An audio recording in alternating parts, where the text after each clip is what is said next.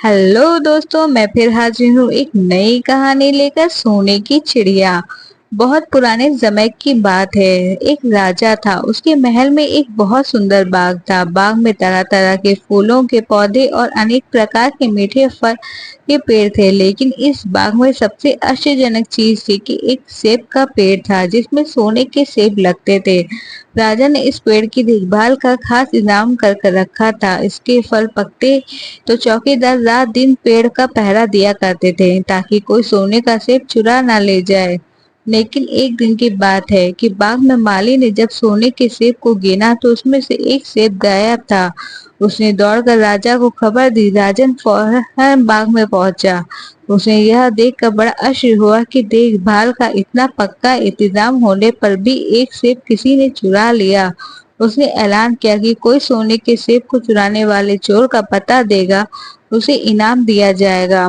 सबसे बड़े राजकुमार ने राजा से कहा कि रात में वह पहरा देगा और चोर को पकड़ने की कोशिश करेगा। राजा ने उसकी इसको इजाजत दे दी। बड़ा राजकुमार रात में पहरा देने लगा, लेकिन 2 घंटे बाद ही उसे नींद आ गई और वह सो गया। सुबह उठकर जब उसने सेबों को गिना तो वह देखकर चकित रह गया कि रात भर में एक और सेब गायब हो गया था। इसके बाद दूसरी रात को मंझली राजकुमार ने पहरे देने का काम संभाला। उसे भी नींद आ गई और तीसरा सेब चोरी हो गया। राजा बहुत चिंतित था।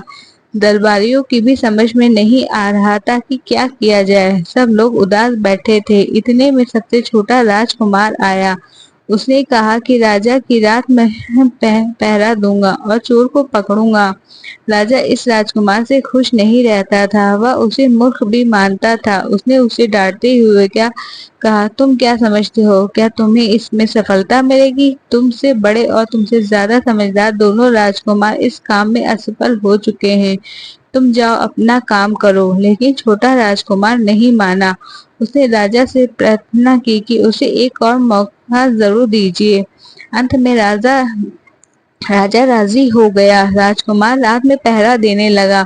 उसने तय किया कि वह किसी भी हालत में नहीं सोएगा और चोर को जरूर पकड़ेगा।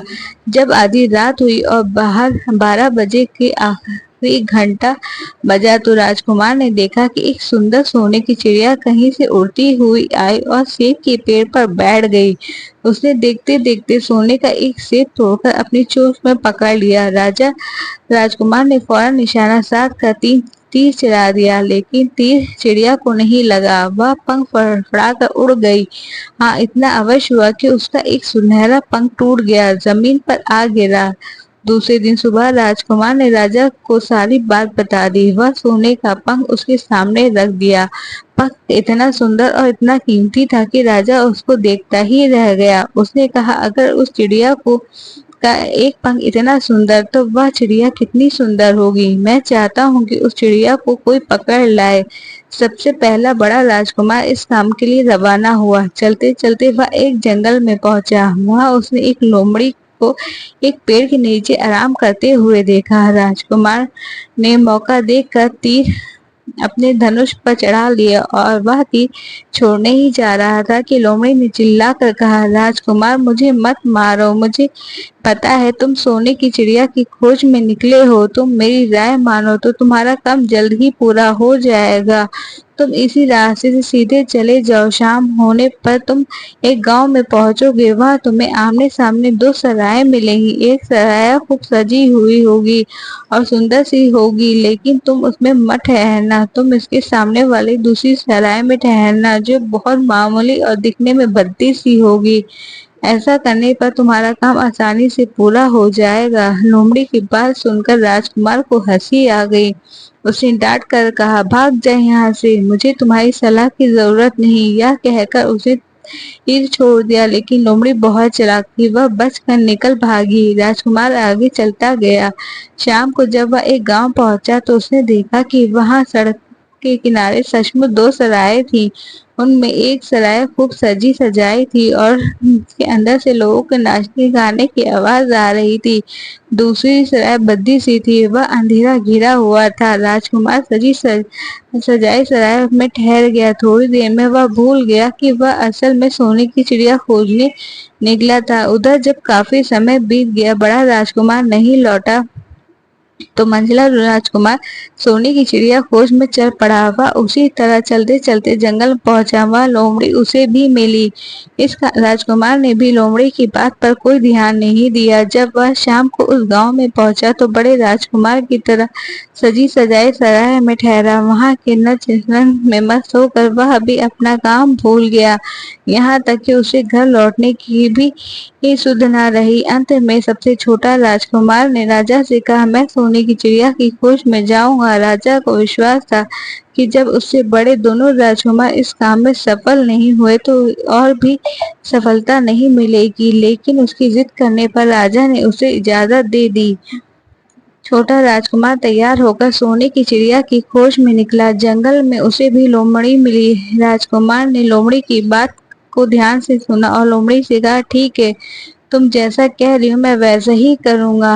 अब तुम जाओ, मैं तुम्हें नहीं मारूंगा। इस पर लोमड़ी खुश होकर बोली, तुम सबसे अच्छी लड़की मालूम होते हो। तुमने मेरी बात का मजाक नहीं उड़ाया और मुझ पर तीर नहीं चलाया। मैं तुमसे खुश हूँ और तुम्हारी मदद करूंगी। आओ मेरी पूंछ पर बैठ जाओ, मैं तुम्हें उस सराय तक पहुंचा देती हूँ। देखते देखते लोमड़ी की पूंछ काफी बड़ी हो गई और राजकुमार उस पर बैठ गया। उसने बैठते ही लोमड़ी हवा में उड़ने लगी और थोड़ी देर में मैदान और पहाड़ों को पार करके उसी गांव में जा पहुंची। राजकुमार ने उसकी सलाह को मानकर छोटी और पुरानी सराय में ही डेरा डाल दिया। वह दूसरी सजी सजाई सराय से दूर ही रहा। दूसरे दिन सुबह उठकर जब वह आगे बढ़ा तो कुछ दूर चलने पर वह उसे लोमड़ी फिर से रास्ते में मिल गई। लोमड़ी ने उससे कहा, अब मैं तुम्हें बताती हूँ आगे क्या करना चाहिए। तुम सीधे चलो। आगे चलने पर तुम्हें एक बहुत बड़ा किला मिलेगा जिस पर सिपाही लोग पहरा दे रहे होंगे। तुम सिपाहियों से डरना मत और सीधे अंदर चले जाना, क्योंकि वह इस समय सो रहे होंगे। तुम बेधड़क होकर किले में घुसते चले जाना और उसके कमरों को पार करते हुए उस जगह लकड़ी के एक मामूली से पिंजरे में सोने की चिड़िया बंद है। तुम चिड़िया के पिंजरे सहित उठाकर किले से बाहर ले आना। लेकिन एक बात याद रखना, चिड़िया के पिंजरे के पास ही एक बहुत सुंदर सा सोने का पिंजरा भी रखा होगा। तुम भूल कर भी चिड़िया को उस पिंजरे में मत रखना, मगर तुम उस लकड़ी के पिंजरे में से निकाल कर सोने के पिंजरे में रखने की कोशिश करोगे तो बाद में पछताओगे। यह कहकर लोमड़ी के ने राजकुमार को फिर से अपनी पूंछ पर बिठाया और थोड़ी ही देर में उसे किले के पास पहुंचा दिया। राजकुमार ने किले के पास जाकर देखा तो सचमुच उसके पहरेदार सो रहे थे। वह बिना डरे सीधे महल में घुस गया और थोड़ी देर बाद वह उसे कमरे में जा पहुंचा जहां सोने की चिड़िया एक पिंजरे में बैठी हुई थी। पिंजरे के पास ही सोने के 3 सेब पड़े हुए थे। इन सेबों को देखकर राजकुमार ने फौरन पहचान लिया कि सेब उसके पिता के बाग के हैं। सोने की चिड़िया इतनी सुंदर थी, राजकुमार उसको देखता ही रह गया। उसको उठा कर लाने ही वाला था, उसकी नजर पास ही पड़े एक सुंदर से पिंजरे पर पड़ी। वह पिंजरा बहुत सुंदर था। उसमें तरह तरह के कीमती पत्थर जड़े हुए थे। सोने की चिड़िया के लिए वह पिंजरा ठीक मालूम पड़ता था। राजकुमार लोमड़ी की बात को भूल गया। उसने सोने की चिड़िया को लकड़ी के पिंजरे में निकाल कर सोने के पिंजरे में रख दिया। लेकिन नए पिंजरे में आते ही चिड़िया ने खूब जोर जोर से शोर मचाना शुरू कर दिया। राजकुमार पिंजरे को उठाकर कमरे से बाहर भी नहीं निकाल पाया। बहुत से सिपाही कमरे में घुस आए और उन्होंने राजकुमार को पकड़ लिया। अब राजकुमार को अपनी भूल का पता याद आया। उसे याद आया लोमड़ी ने उसे क्या कहा था। राजा के पूछने पर राजकुमार ने सारी बात वह सुनाई। राजा बोला, तुम मेरे महल में चोरी करने के लिए घुसे थे, मैं तुमको माफ नहीं कर सकता, लेकिन तुम फांसी की सजा दी जाएगी। लेकिन मैं तुम्हें एक मौका देता हूँ, अगर तुम मुझे सोने का घोड़ा ला दो तो मैं तुम्हें छोड़ दूंगा, बल्कि सोने की चिड़िया भी तुमको दे दूंगा। राजकुमार को अपनी जान बचाने के लिए राजा की शर्त माननी पड़ी। अब वह सोने के घोड़े की तलाश में निकला। किले के बाहर जाने पर उसने देखा कि लोमड़ी का उसका इंतजार कर रही है। उसने एक लोमड़ी को सारी बात बताई। लोमड़ी ने निराश होते हुए कहा, मैं तुम्हें अब हरी मदद नहीं करूंगी। तुमने मेरे कहने के अनुसार कोई काम नहीं किया। मैंने जिस तरह कहा था, अगर तुम इस तरह काम करते तो इस मुसीबत में नहीं फंसते। सोने की चिड़िया तुम्हें मिल जाती। राजकुमार बोला, इस बार मुझे माफ कर दो, मुझसे गलती हो गई, मेरा काम तुम्हारी सहायता के बिना नहीं चलेगा। मुझे राजा ने सोने का घोड़ा लाने के लिए कहा है, वरना वही मुझे फांसी पे चढ़ा देगा। लोमड़ी ने कहा, खैर मैं तुम्हें माफ करती हूँ। अब तुम ऐसा करो, मेरी पूंछ पे बैठ जाओ, सीधे चल चलो। कुछ देर जाने पर तुम्हें एक दूसरा किला मिलेगा। उसी किले में खुशहाल में तुम्हें सोने का घोड़ा बंधा हुआ मिलेगा। महल के अंदर नौकर चाकर सब सो रहे होंगे। तुम चुपचाप जाना और घोड़े की खोल लेना, लेकिन इस बात का याद रखना, वह घोड़े के पास ही एक घोड़े कसने के लिए दो जीने रखी होंगे। इसमें एक तो पुरानी चमड़े की जीन होगी और दूसरी सोने की जीन होगी। तुम सोने की जीन को छूना भी मत और उस घोड़े को पुरानी चमड़े के जीन को कस कर सवार हो जाना और उसे दौड़ते हुए किले से बाहर चले आना। राजकुमार ने वादा किया कि वह ठीक ठीक वैसा ही करेगा। लोमड़ी ने उसकी अपनी पूंछ पर बिठाया और कुछ ही देर वहां लेकर किले के पास जा पहुंची। किले के पास पहुंचते ही लोमड़ी ने उसे नीचे उतारा और फिर वहां से चली गई। राजकुमार सीधे फाटक से किले में घुस गया। उस अंदर जाकर उसने देखा कि वहां के सीधे नौकर चाकर सो रहे हुए थे। थोड़ी देर वह किले के घोड़साल में जा पहुंचा। वहां एक बहुत सुंदर सुनहरा घोड़ा बंधा हुआ था। राजकुमार ने पास जाकर देखा तो वह सचमुच सोने का था। ऐसा सुंदर घोड़ा उसने सपने में भी देखा नहीं था। उसने आगे बढ़कर घोड़े को खोल लिया। अब वह बाहर निकलने लगा तो उसकी एक कोने में पड़ी हुई सोने की जिन पर गई। यह जिन बहुत सुंदर थी, उसमें जड़ी हीरे मोती जड़े हुए थे। उसके पास ही एक फटी पुरानी चमड़े की जिन पड़ी हुई थी। इतने सुंदर घोड़े पर भी चमड़े की जिन कसना राजकुमार को अच्छा नहीं लगा। उसने सोने की जिन उठा ली और घोड़े पे कसना शुरू कर दिया। इतने में घोड़ा जोर से हिंना उठा। किले के नौकर चाकर जाग गए। थोड़ी ही देर में राजकुमार पकड़ लिया गया। राजकुमार को सिपाहियों ने हाथ बांधकर अपने राजा के सामने पेश किया। राजा ने सारी बातें सुनकर कहा, तुमने मेरे घोड़े को चुराने की कोशिश की है, इसलिए मैं तुम्हें फांसी की सजा दी जाएगी। लेकिन अगर तुम मेरे एक काम करते हो तो मैं तुम्हें छोड़ सकता हूँ। यहाँ से कुछ ही दूर तक में सोने का महल है, उसमें बहुत सुंदर राजकुमारी रहती है। अगर तुम अपनी जान बचाना चाहते हो तो उस राजकुमारी को मेरे पास ले आओ, मैं तुम्हें इनाम में यह सोने का घोड़ा दे दूंगा। बेचारा राजकुमार वहां फिर से एक नई मुसीबत में फंस गया। उसे मजबूर होकर राजा की शर्त माननी पड़ी। अब वह सोने के महल की खोज में निकला। कुछ दूर चलने पर फिर वहां उस लोमड़ी से मिला। पता नहीं कैसे लोमड़ी को सारी बातें मालूम हो गई थी। वह बोली, देखो तुमने इस बार मेरी बात नहीं मानी। मेरी बात मान जाते तो यह नई मुसीबत तुम्हारे गले ही नहीं पड़ती। खैर, मुझे तुम पर दया आ रही है, मैं तुम्हारी मदद करूंगी। चलो, मैं तुमको सोने के महल के पास पहुंचा देती हूँ। तुम महल के पास बाहर ही कहीं पीछे छिपे रहना। जब उसमें से शाम को राजकुमारी तालाब में नहाने के लिए बाहर आए तो आगे बढ़कर उसका हाथ पकड़ लेना। जैसे ही उसको छूओगे, राजकुमारी तुम्हारे साथ चलने के लिए तैयार हो जाएगी। लेकिन एक बात याद रखना, तुम उसको वहां से अपने साथ ले जाना, उसे वापस महल में मत जाने देना। वह तुमसे कहेगी, अभी अपने माता पिता से मिलकर आती हूँ, लेकिन तुम उसकी बातों पे मत आना, वरना फिर मुसीबत में फंस जाओगे। महल के पास पहुंचते ही राजकुमार एक पेड़ की आड़ में छिप बैठ गया। शाम को जब राजकुमारी नहाने के लिए किले से बाहर आई तो राजकुमार ने हिम्मत करके आगे बढ़कर उसका हाथ पकड़ लिया। उसके छूते ही राजकुमार उसके पास साथ चलने के लिए तैयार हो गई। वह बोली, राजकुमार, मुझे तुम जहाँ ले जाना चाहोगे मैं तुम्हारे साथ चलूंगी, लेकिन तुम मुझे थोड़ी देर के लिए अपने माता पिता से मिल आने दो। राजकुमार ने कहा, नहीं नहीं, यह नहीं हो सकता, तुम्हें तुरंत मेरे साथ चलना होगा। लेकिन राजकुमारी रोने लगी। इतना सुनते ही राजकुमारी को रोता देख कर राजकुमार का मन पिघल गया। अंत में वह राजी हो गया। जाओ, जल्दी से माता पिता से मिलाओ, लेकिन फिर फौरन तुरंत बाहर चली आना। लेकिन राजकुमारी ने जैसे ही किले में पैर रखा, किले के पहरेदार जाग गए। उन्होंने राजकुमार को पकड़ लिया और राजकुमार बहुत पछताया, लेकिन अब क्या हो सकता था।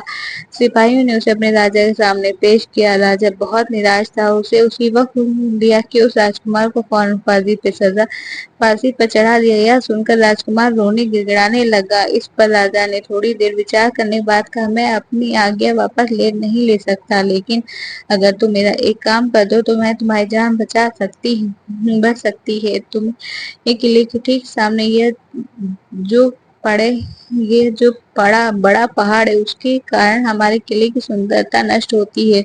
अगर तुम 8 दिन में इस पहाड़ को खोद कर साफ कर दो तो मैं तुम्हें क्षमा कर देंगे और तो राजकुमारी का विवाह तुम्हारे साथ कर देंगे। राजकुमार किले के बाहर आकर पहाड़ को देखने लगा। उसके हाथ में एक छोटी सी कुदाली थी। उसको समझ नहीं आ रहा था इतना बड़ा पहाड़ 8 दिन में कैसे खोद डालूंगा।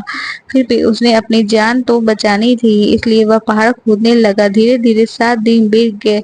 इतने दिन लगातार खोदने के बाद वह पहाड़ का सिर्फ एक कोना ही खोद सका। वह दुखी होकर बैठ गया। उसे अपने पर बहुत क्रोध आ रहा था। वह मन ही मन कहने लगा, अगर मैंने लोमड़ी की बात मान ली होती तो कितना अच्छा होता। लोमड़ी ने मुझको हर बात सलाह दी, मैं हर हर बार उसका कहना ना मानकर नई सी नई मुसीबत फंस जाता हूँ। राजकुमार इस तरह से झुकाए बैठा था कि अचानक उसने अपने पैरों के पास लोमड़ी की पूंछ हिलती हुई दिखाई दी।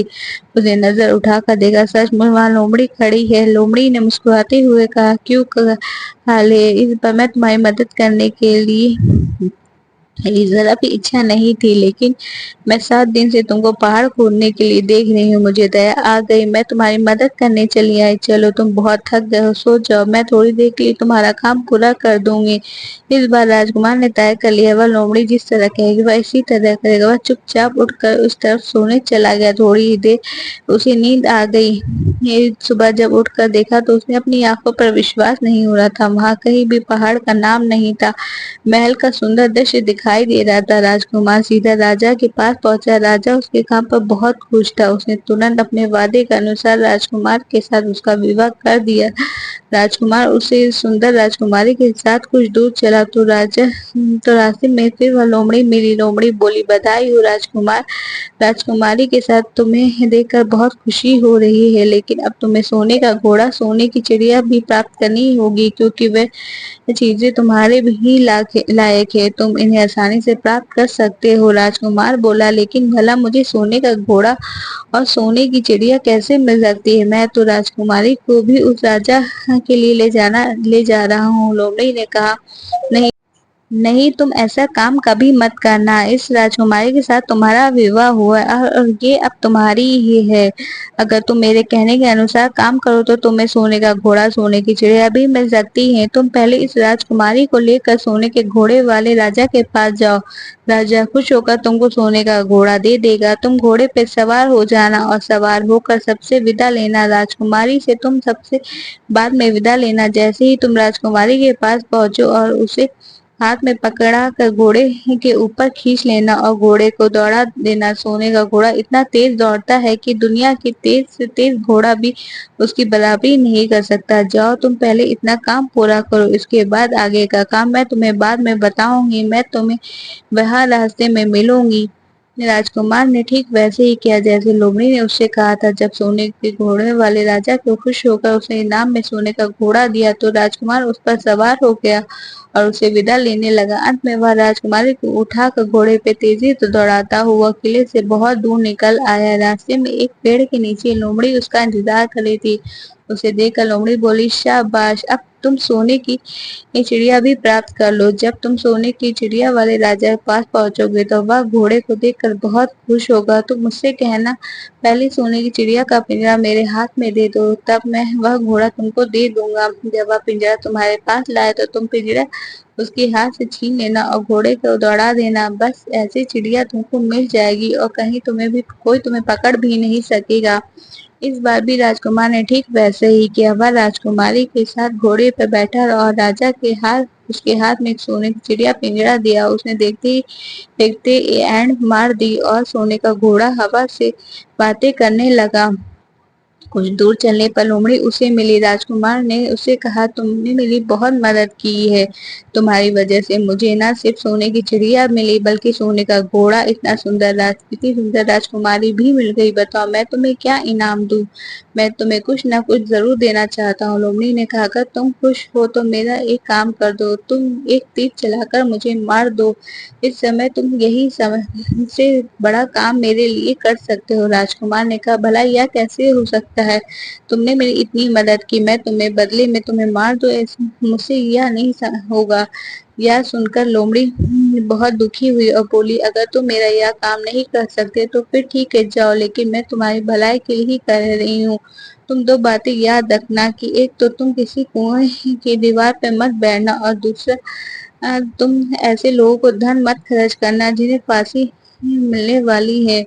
राजकुमार बोला, भाई तुम भी अजीब हो, तुम्हारी बातें मेरी समझ में नहीं आती। भला मैं कभी कुएं की दीवार पे क्यों बैठूंगा और ऐसे आदमियों पर धन क्यों खर्च करूंगा जिनको फांसी दी जाने वाली हो।